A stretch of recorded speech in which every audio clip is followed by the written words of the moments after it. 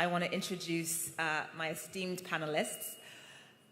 First up, let's welcome Honorable Roosevelt Skerrit, the Prime Minister of Dominica.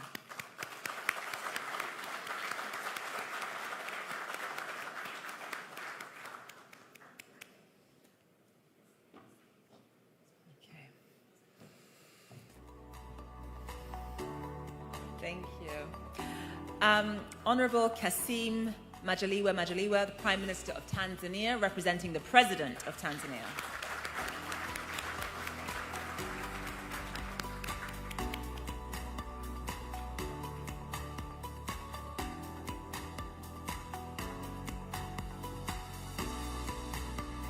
Honorable Mia Mottley, Prime Minister, of course, of Barbados.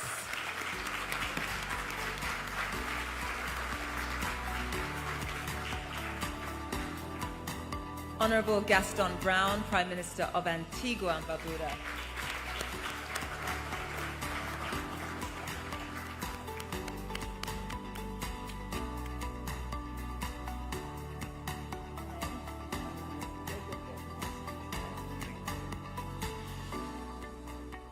His Excellency Prudence Sebahizi, Minister of Trade and Industry of Rwanda, representing the President Kagame.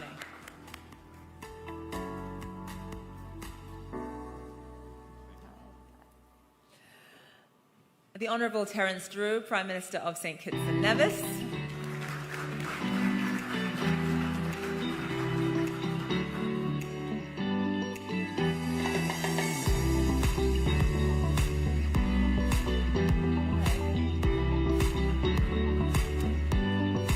Honourable Philip J. Pierre, Prime Minister of St. Lucia.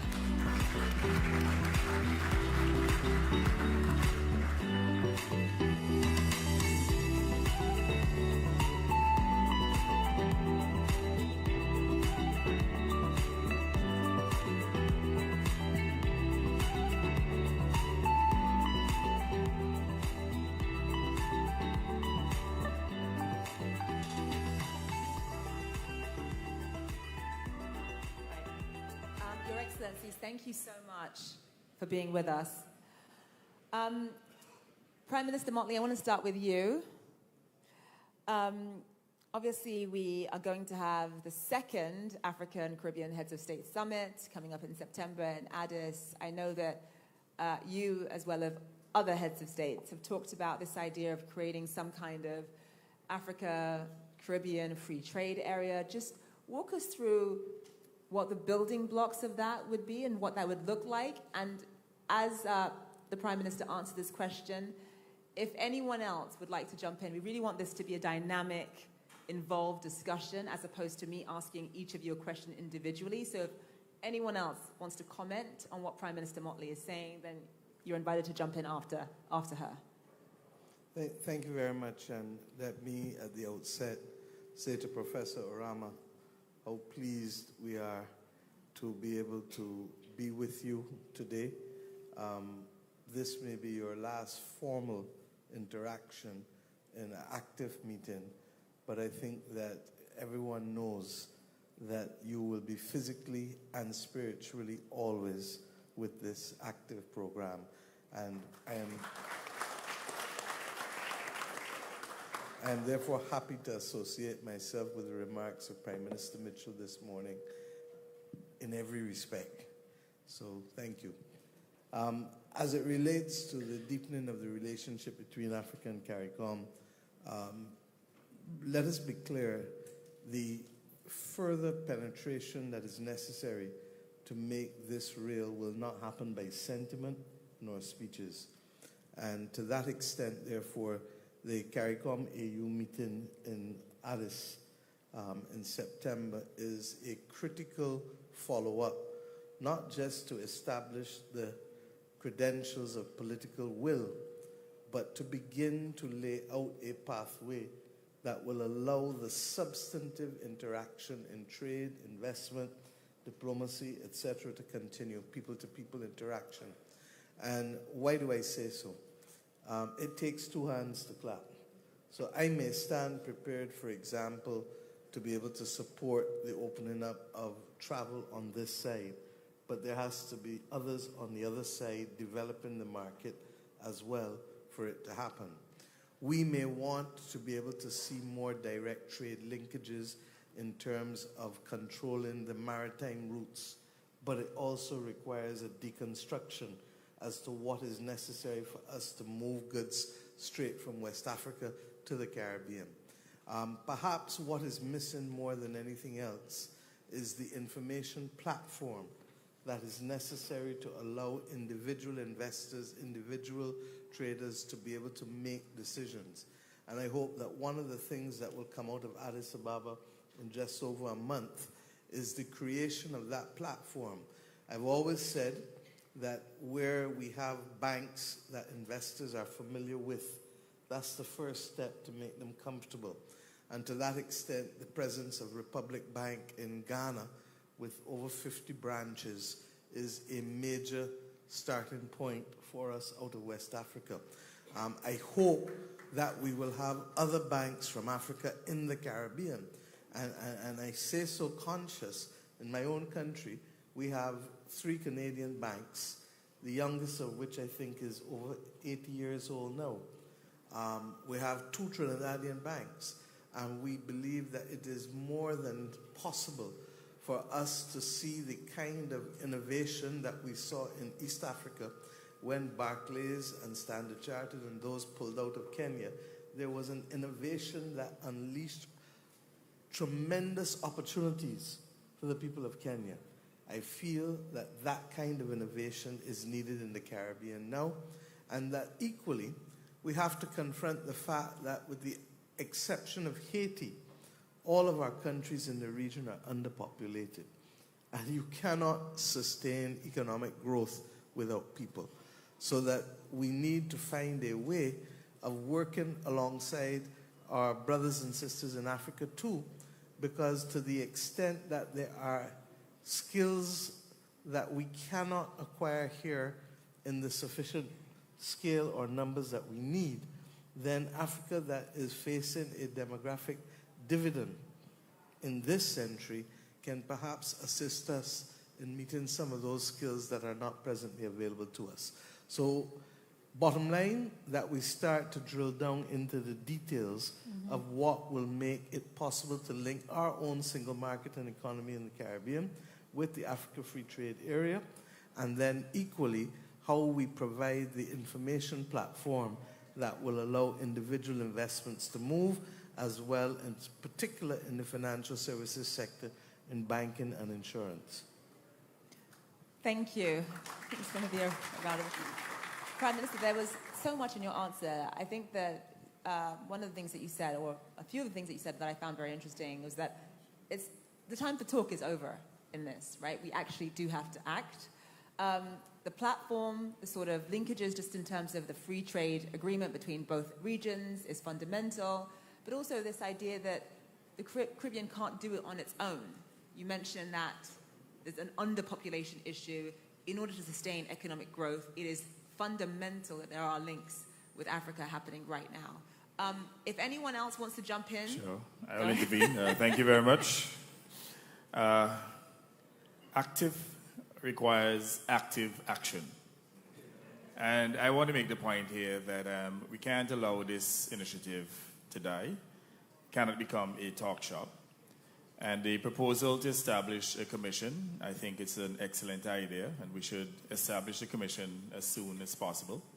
But a commission should not be limited to bureaucrats and technocrats. I believe that there should be some political involvement, political direction, to make sure that we can get quick action to achieve at least some of the low-hanging fruits, so that we can achieve this integration between Africa and the Caribbean. We know exactly what the problems are. We know, for example, that we do not have the infrastructure to move people, to move goods. But I believe that we have the capacity so to do. And I'm hoping that we can have a strong partnership between the public and private sectors, in which we could utilize not only our ideas, but also funding in order to create sustaining air and sea links between Africa and the Caribbean. Because at the end of the day, if we're unable to move people and to move goods, then clearly we will not be successful.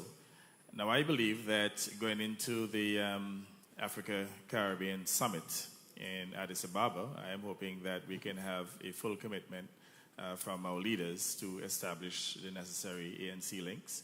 In fact, perhaps we could start a study from now to determine exactly how to position those ANC links and the necessary investments.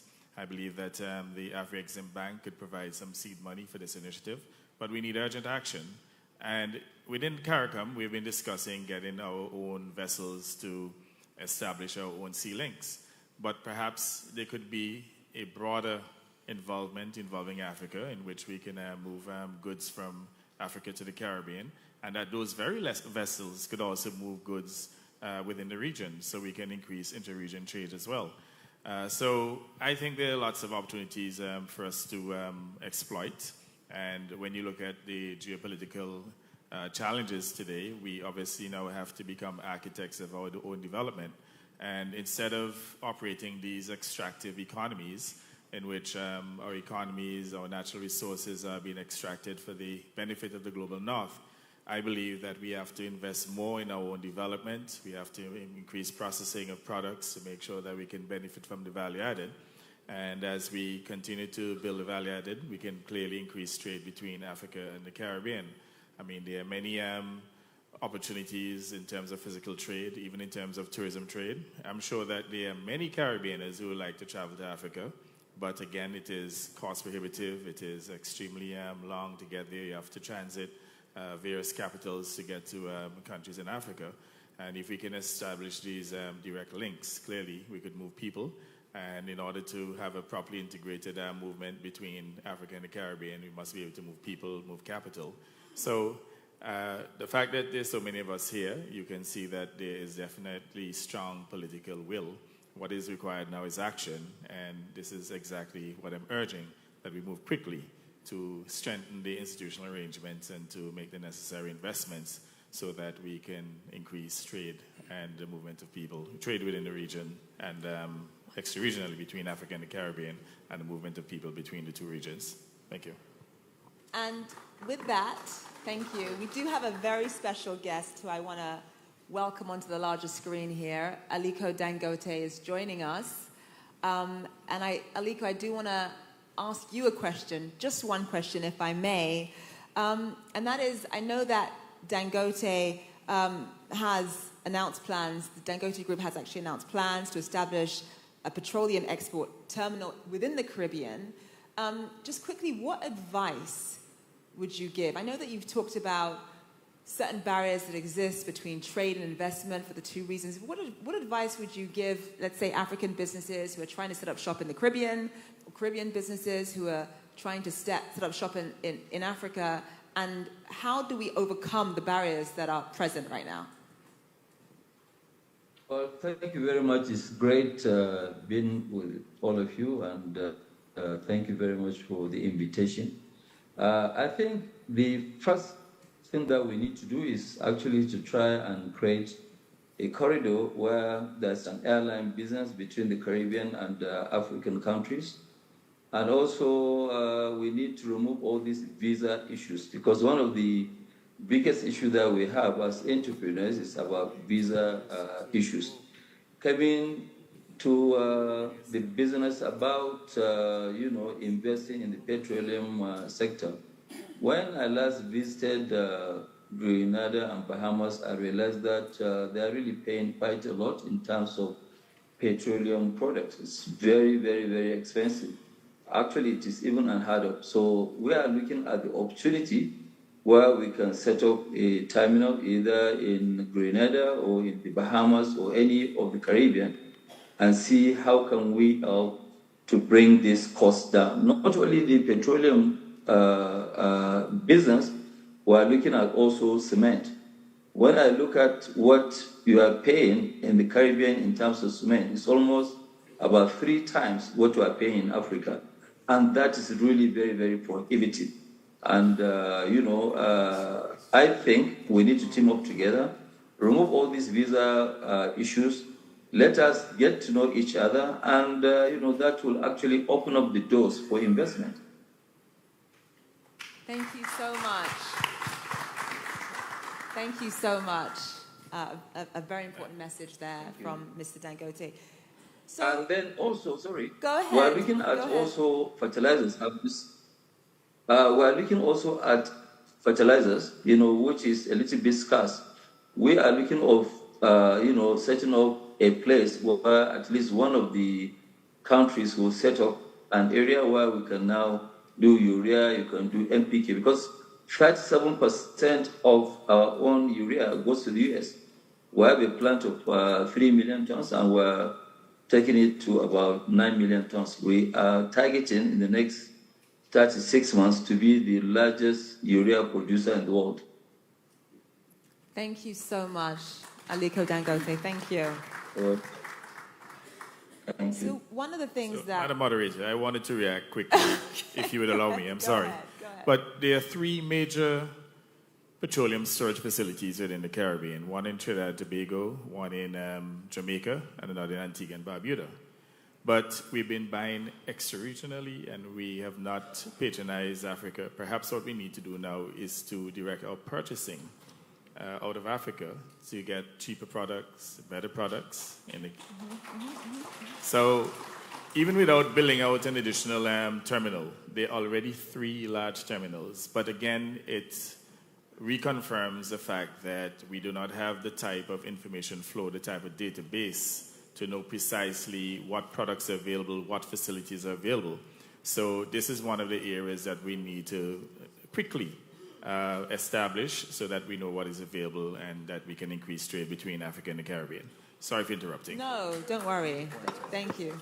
Yeah, I'll make a point that, Very good. that I think what is required now is for the private sector of the Caribbean to step forward, and that people like ourselves would take the second row or the third row in the room.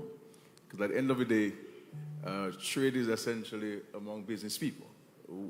The politicians are setting the framework, and of course we have taken the very important points raised by Mr. Dangote of the facilitation.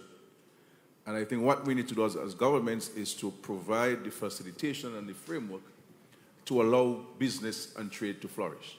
And so there are huge opportunities, I believe, and this is where I believe that ACTIF now needs to shift a gear in a sense and to focus more on engaging business people and to see where the quote-unquote deals can be negotiated and signed off upon. Otherwise, if we keep it at the government level, all you will find is that we're going to be borrowing from AfriCaribbean Bank for national projects, but not for the kind of investments that are going to propel the higher creation of jobs and profits. And so, because it is when Mr. Dangote sets up in the Caribbean, you're going to have direct flights, because people are going to want to know what's happening in the Caribbean, because this giant from the African continent is investing in the Caribbean. And so we're hoping that coming out of the EU summit, there is a clear appreciation by the heads of state, heads of government, the need to create the facilitation. These visas really never existed before. We have caused ourselves from a colonial standpoint to impose restrictions on our movement. And in the 21st century, I think we need to get rid of all the visas and allow people to move freely. And there's no reason why a businessman needs 5 visas to come to 5 different Caribbean countries. It's not going to work. Thank you. Well said, well said. Right. Okay, go ahead. Thank you very much. I wanted to really touch on the point of the visa, and I think Dangote and Prime Minister Skerrit touched on it. 2 business people were supposed to come here today to sign with us with an investment in St. Kitts and Nevis that is coming through the AfriCaribbean Bank. And one of them could not be here because he needs a visa. That is directly already affecting how we do business. And therefore, this tells us in a stark way that we really need to get rid of the visa system. We, for example, have visa-free access. Nigerians have visa-free access to St. Kitts and Nevis because we have been welcoming, yes? We have been welcoming medical students for a long time, diving students and so forth. But for us to go to Nigeria, we need a visa. And again, I think that that is something to be looked at. We're in the process of discussing that with the high officials in Nigeria, but that is a real issue in terms of the communication. Just to wrap the point up, I think that there are different levels on which we can work. All does not need the direct intervention of the governments, and therefore I think the point is made. For example, St. Kitts and Nevis Ministry of Education has now linked with the Open University of Tanzania. I'm very sure that the Prime Minister of Tanzania did not know that, but he does not need to know that. Once the facilitation is created, people will find their own way within this space to make sure that things work. We have also gone as far as connecting with university in Kenya so that we can tap into the ACTIF program, which we are going to do, something we had been seeking to do for the longest time, but Kenya has opened up that opportunity. Again, I'm pretty sure that the president of Kenya does not know this, but because the environment is being created, that connection is already being made and tangible benefits are being seen. And lastly, to say, just recently, we, of course, worked together with a private entity in Nigeria, and we were able to have an African-Caribbean forum in Abuja and have a return visit to St. Kitts and Nevis, where Air Peace, one of the largest jets ever landed in St. Kitts and Nevis, and I can say that the president of Nigeria may not have known that this is happening. Saying clearly again that once the environment is created, we will ensure, or our people will ensure, that the connections and the trade happen. So my point is, let's create the environment, the political will, and the opportunities for our people. Let our people be able to move, and let us handle the visa matter. Thank you. Thank you. I do want to make sure that. Can I say a word? Oh, go ahead, Aliko. Yeah, I think. Well, I think the president of Nigeria is going to come up with a very good visa policy to create visa on arrivals. Because really, I know it's been very difficult getting Nigeria's visa, but I think that issue will be sorted out very soon. I think in this quarter we will be hearing from the president how people can just get visas on arrival. I think that will open up. But my own dream is to see that how we actually, free up Africa in cement, in petroleum products, in urea, fertilizer. We will do the same to the Caribbean. I visited there. I don't have any visa issue, but other entrepreneurs, they do have visa issues. Once you remove the visa issues, we set up air connectivity. Definitely, we have to work together. We are natural partners. We are the same people. We are just being divided by the colonial masters, and we should get back and work together. If I may, 5 years ago, Barbados removed visas from all countries in Africa with the exception of 5. And those 5 were just on the basis of security reasons. So I think that this is something that ought to be taken up at the CARICOM AU meeting in a month's time. And it is, in fact, the prerequisite for us to be able to have a linkage between the CARICOM single market and economy and the Africa Free Trade Area. What Aliko said in terms of being able to reduce the costs for cement, for petroleum, there are a whole host of other goods and services that the Caribbean carries a disproportionately high cost on, including digital and telecoms, largely because of our lack of scale.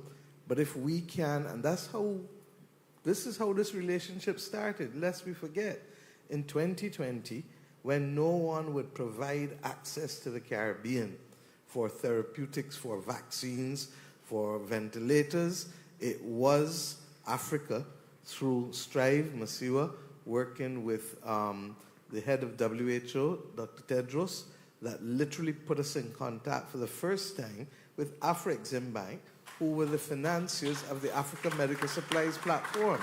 That is how this relationship started, in a crisis. It is up to us to ensure that what was done for a crisis is now normal business going forward. Thank you. Thank you. Madam. Okay, go ahead. Thank you. Provided today we are here, and head of states, head of governments are here discussing about the facilitation of trade, AfriCaribbean. This issue should be addressed openly.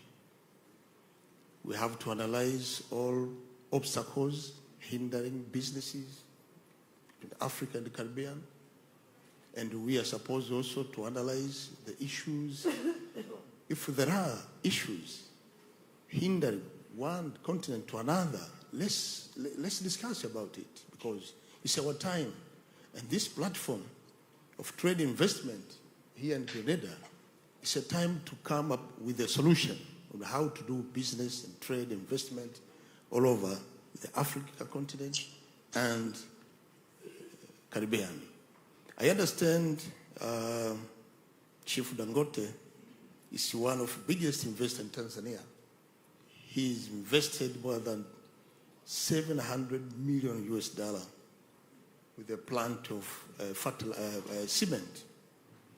What we did in the government is to provide all necessary support to him as an investor to support his investment. And he is continuing investing in Tanzania. And now we declare that if there are any investor who intend to invest in Tanzania, African continent, we are ready to open up all obstacles so that he invests and he will do businesses. That's why we have a call today that let's mention, let's enlist all these issues hindering business between Africa and Caribbean. Thank you so much. Aliko, one of the other things that I think is important to note, and obviously you talk about visa-free travel and how important that is, but there are a lot of barriers that exist to being able to do business across both regions, whether it's the differences in regulatory systems, tax regimes, customs protocol. You know, it makes it very difficult for entrepreneurs to scale across regions. It's almost impossible. It's very difficult, even if you take the visa issues out of it. How do we work together to overcome that aspect of it? I think the only way for us to come out of it is actually working with the various governments to let them know that, look, it is a win-win situation. It's not that you are just helping the CEC. Governments have no business in business. And the only way for us to create wealth and prosperity is through the private sector. And, it's just like us now. There's no government, and I'm proud to say so. There's no government in the entire African continent that would take to put up, in one, lot, to put up 650,000 barrels per day refinery. It has never been done in the world anyway. And, putting up petrochemicals, 1 million tons of polypropylene, putting up 3 million tons of diesel. So what I think we need to do is actually getting together with governments. You cannot do any business without government support because, various issues were faced before. One of the issues that we have faced before was, first, number one, mainly the African, the incumbents, which means people who have been there. You'll have massive resistance from them. Government somersault in policies, some governments reneging on investment agreements. So, but all this one needs a dialogue. And we have actually come across various things, including going up to Supreme Court in Senegal. But at the end of the day, we're very, very, firm. We have our own vision. We know how to achieve it. And, we were able to resolve those, issues. Today, people should know when we set up our cement plant, the first one was 5 million tons. As we speak today, the government of Nigeria makes more money than us that own the business. But it's okay. We're happy, with that. And for every 1 naira of our currency we turn around, the government makes 52 kobo, which means for every one, whether it's dollar or whatever that we turn around, government collects 52% from various taxes. But it is okay. That does not really stop us from investing. Will happen the same way with the Caribbeans. With the Caribbean, that we can go now, we can sit with them, we can show them what we have done elsewhere. And then we can actually convince them that, look, it is a win-win situation. You as government cannot have that kind of liberty of going to banks to raise money. And even if you raise the money, you build whatever plant. You have no knowledge of running that business. Governments are not good in running businesses. They are very good in governance. So what you need to do is to facilitate. When they facilitate, we will risk our capital to invest and make sure that we create prosperity among the population. Once you invest, if I now go to Caribbean and I put up 500 million, we actually, by the way, we put up almost $800 million, including power plants, trucks. Even this week, we are receiving another 350 CNG trucks in Tanzania.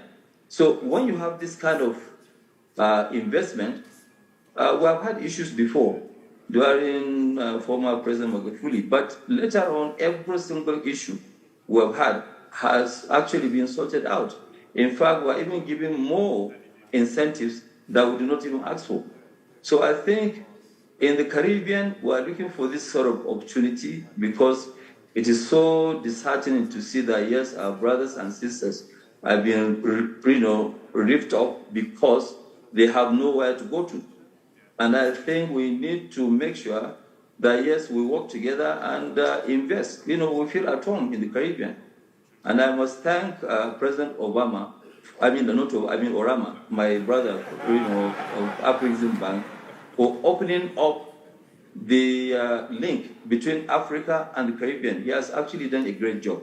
My first time of going back to the Caribbean, I went there in the 80s, but my first time of going back was through the invitation of, President of AfriCaribbean Bank, Orama.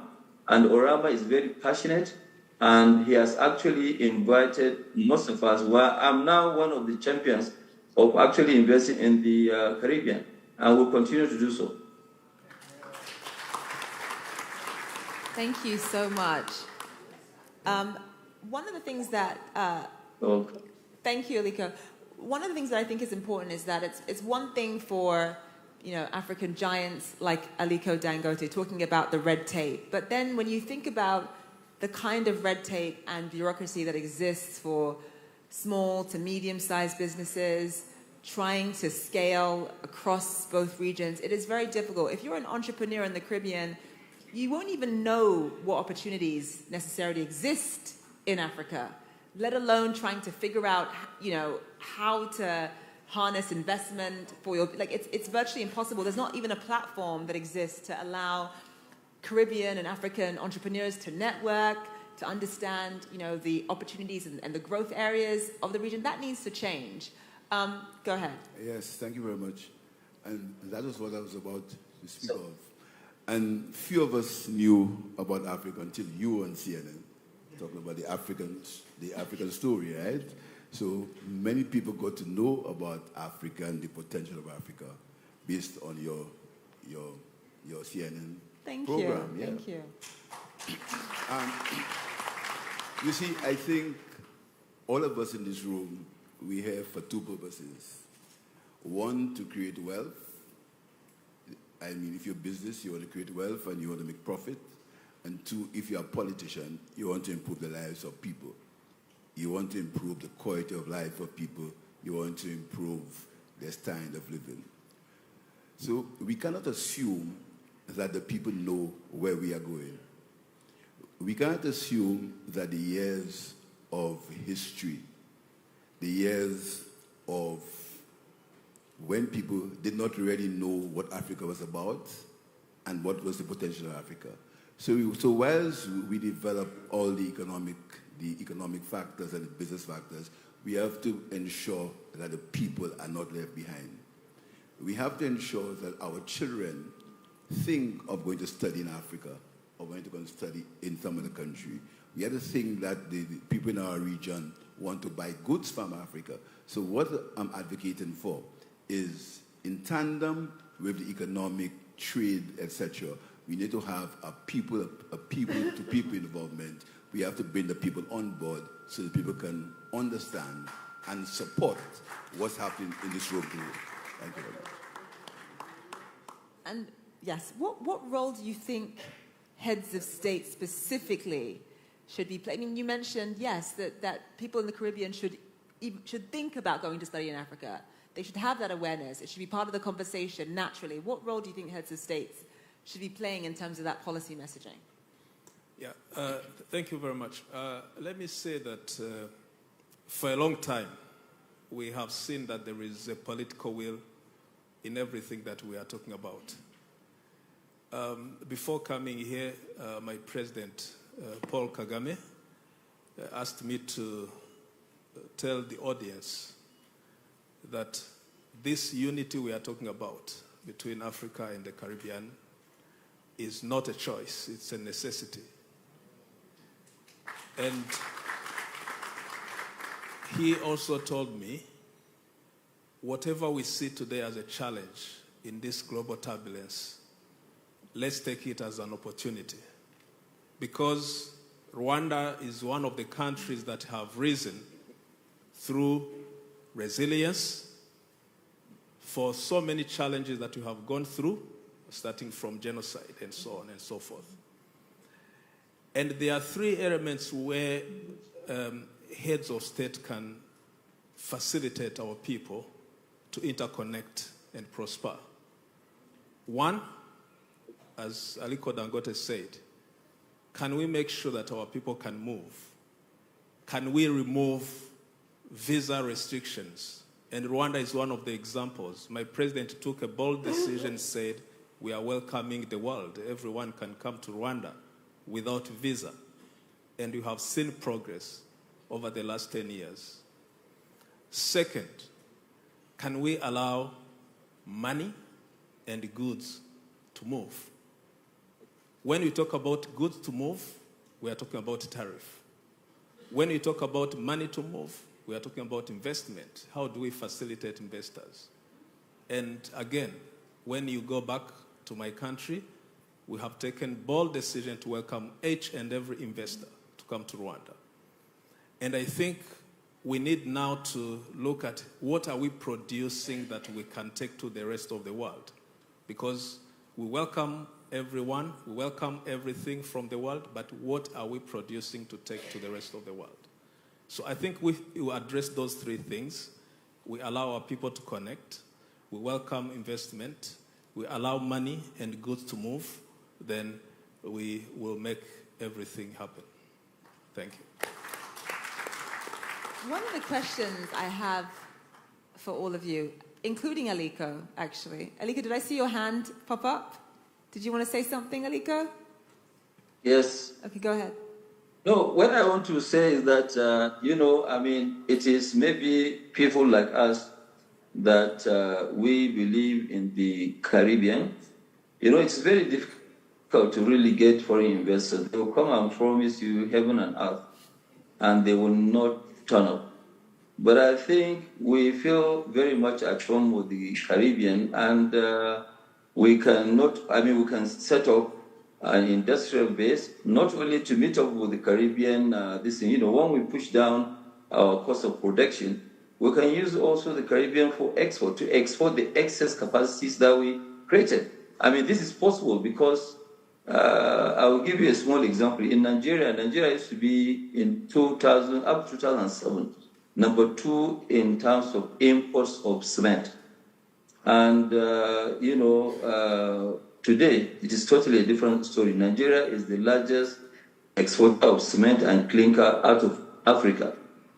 So these sort of things. And we have set up a lot. In Tanzania, the first time that I went to Tanzania, we promised that, yes, we are going to set up this in not only Tanzania, South Africa, Ethiopia, all these countries we invested at a point over $2.5 billion in Southern and Eastern Africa.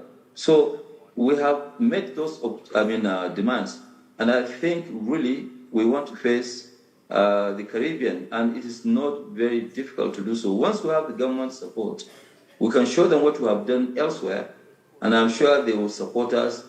They will give us all the backing, and we will actually turn around things in a short period of time.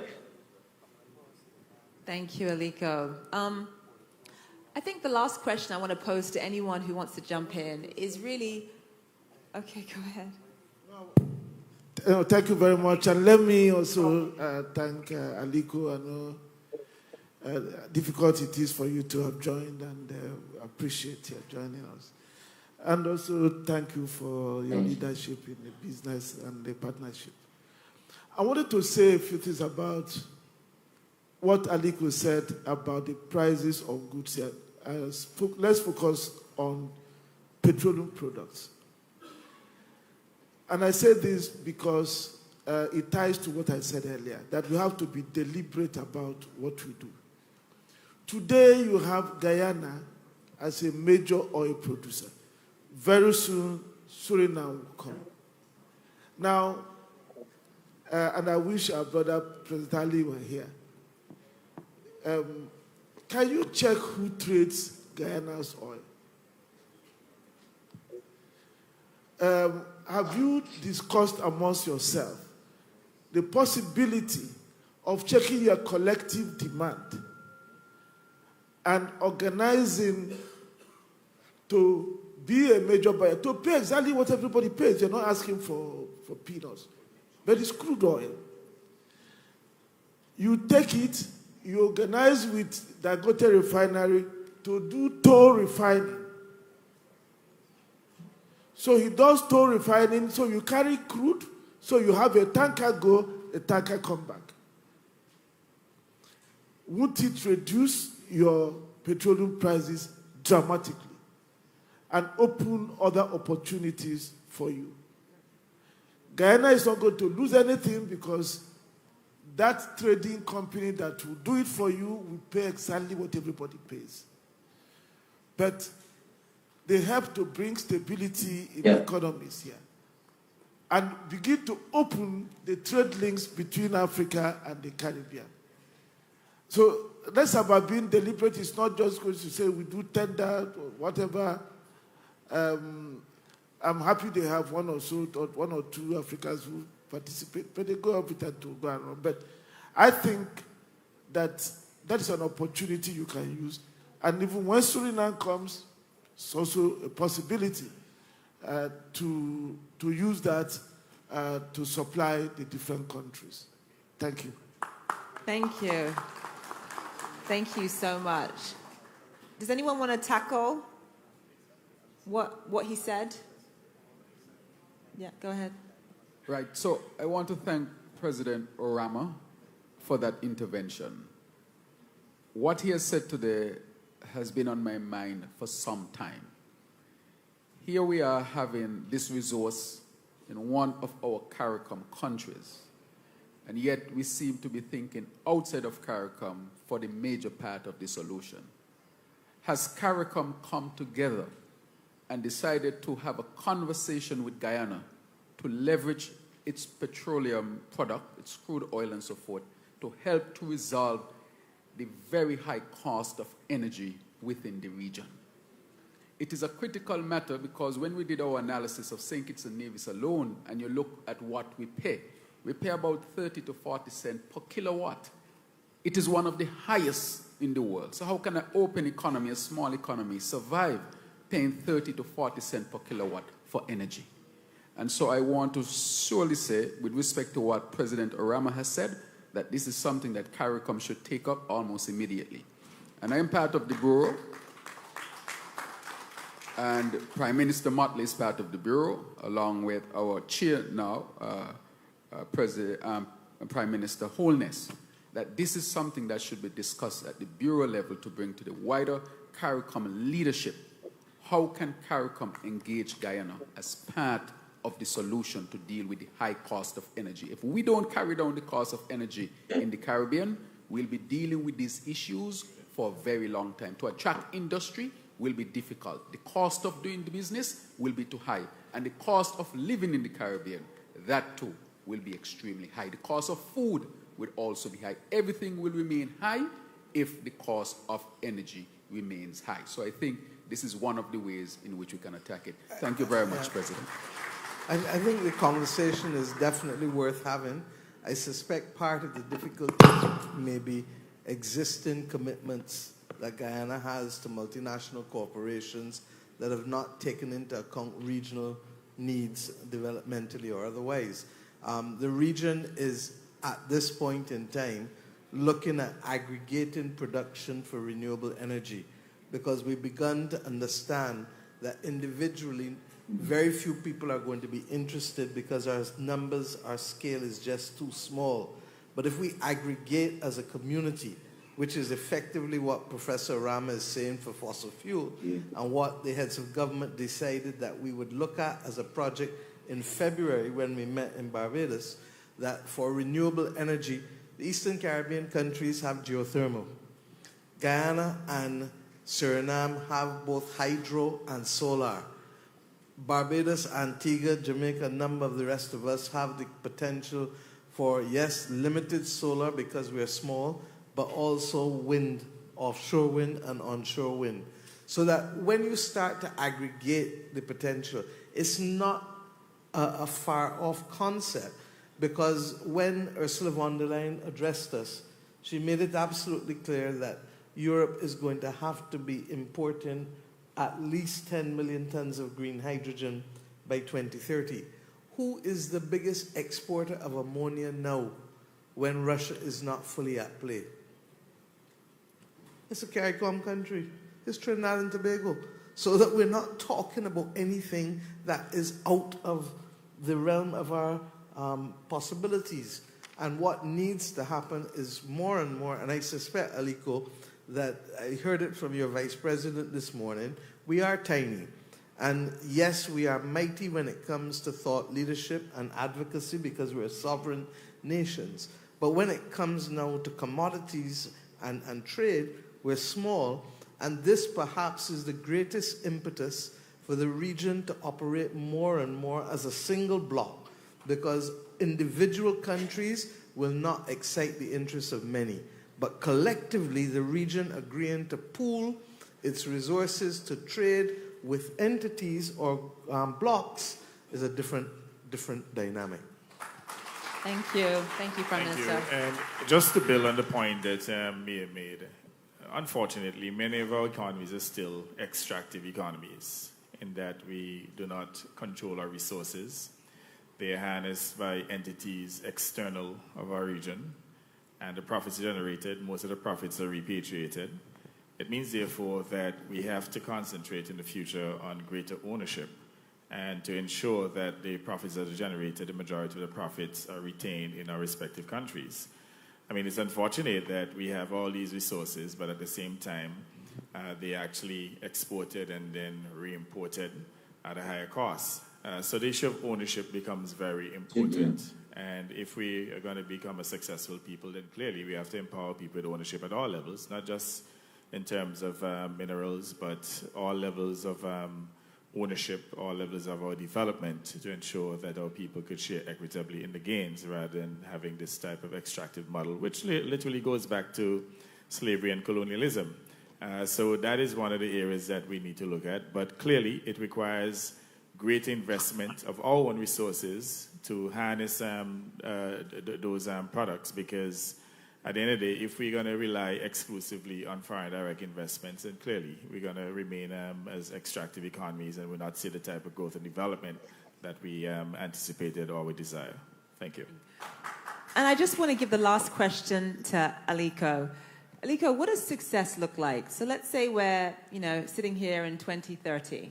Beyond symbolism and announcements and handshaking and photo opportunity, what does success actually look like in terms of a stronger partnership between both regions?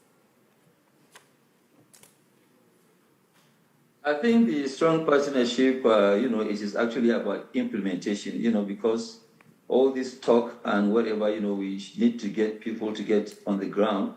and make sure that they deliver what they promise. And there are great opportunities, just like what my sister, Prime Minister Mia said.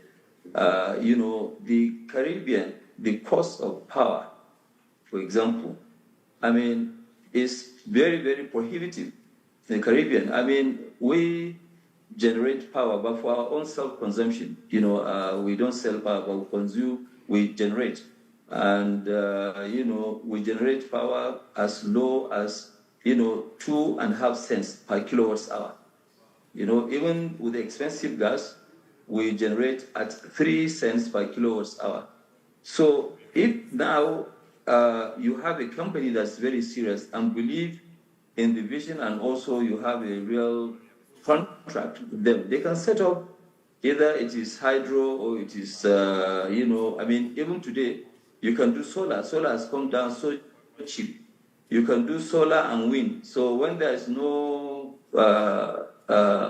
sunlight, then the wind will take over. And that way you can really, really bring down costs. By bringing down costs, it will create prosperity. They keep saying that no power, which means no electricity, no growth, and no prosperity.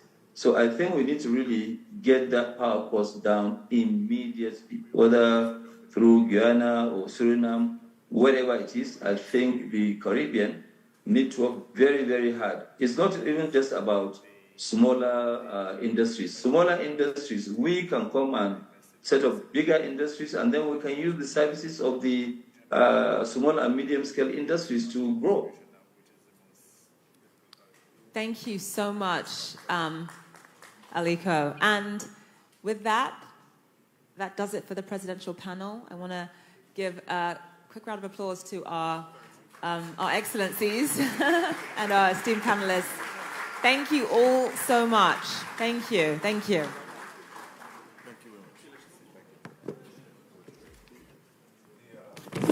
I joined late, but I don't know whether President, Orama has announced we are going to open up Dangote Orama Center of Excellence in the Grenada.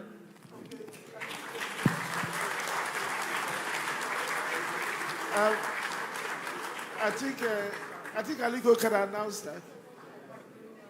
Professor Orama, do you want to announce what he's... I think Aliko... He just announced it. Yes. He just announced what you were supposed to announce. I announced that we are going to open Dangote Orama Center of Excellence in Grenada.